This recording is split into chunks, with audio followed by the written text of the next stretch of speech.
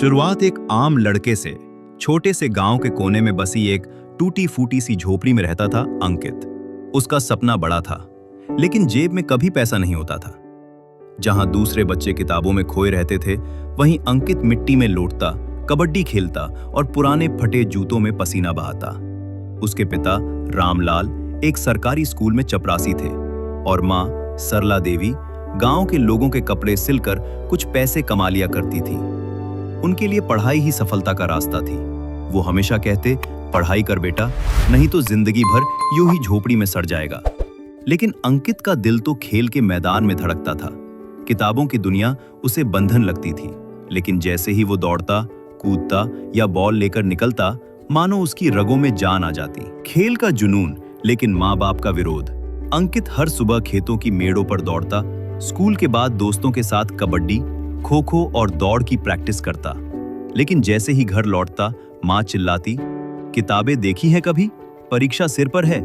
पिता का थप्पड़ भी कई बार उसके गालों पर पड़ा। खेल कूद से कुछ नहीं होता, पढ़ाई से अफसर बनता है। अंकित समझ नहीं पाता था कि वो अपने सपने को मारे या अपने माँ बाप की बात माने। घर की गरीबी, माता पिता की उम्मीदें और समाज की बातें सब उसे अंदर से तोड़ रही थीं। लेकिन फिर भी वो हर रोज सुबह दौड़ता, छुपकर। स्कूल की स्पोर्ट्स डे, पहली चमक। 10वीं क्लास के दौरान स्कूल में स्पोर्ट्स डे हुआ। अंकित ने जिद करके दौड़ में हिस्सा लिया, नंगे पैर। कोई उम्मीद नहीं थी, ना कोचिंग ना ट्रेनिंग, बस हौसला था।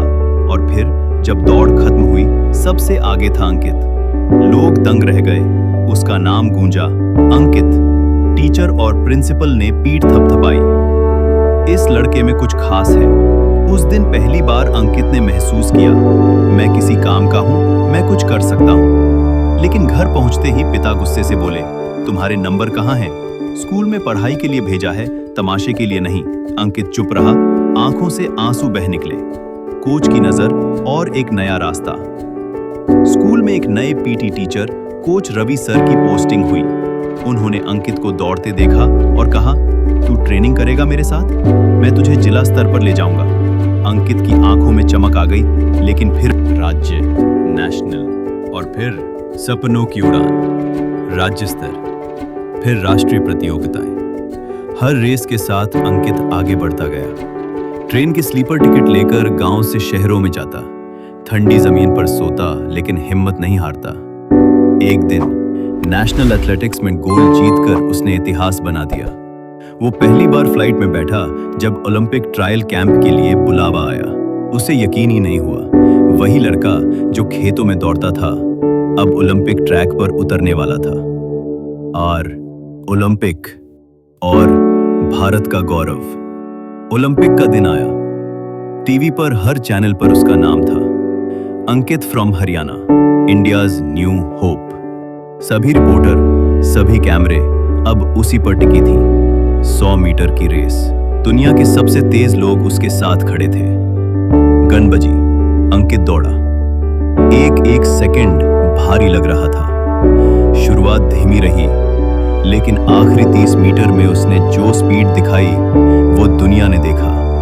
अंकित ने गोल्ड मेडल जीत लिया। पूरा स्टेडियम भारत माता की जय से गूंज उठा। और गांव की वापसी।